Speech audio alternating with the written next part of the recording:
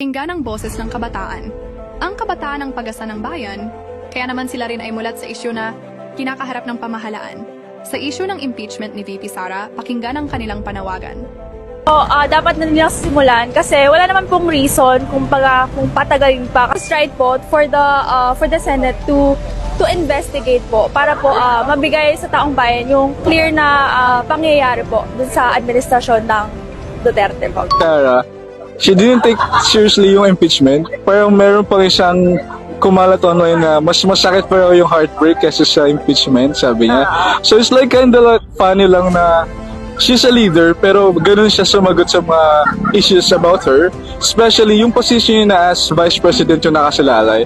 I think need na talaga ma-actions about impeachment. Actually, agree rin ako sa sinabi ni kasama ko kasi super bagal na rin talaga niya gumalaw sa Congress eh. Pati sa House, parang biglang medyo mabagal din siya. And lalo na ngayon sa Senate, parang ini-stall nila purposely. Especially nung biglang call nila ng recent. Para naman magkaroon ng clamor dun sa Senate hearing, na magiging Senate hearing nila if in-install pa nila ng mas matagal. So parang for me, feel ko gawin na talaga nila agad. Mamamaya na ang nag-uudyok sa Senado na simulan na ang impeachment trial. Para sa ikabubuti ng bayan, impeach Sara now.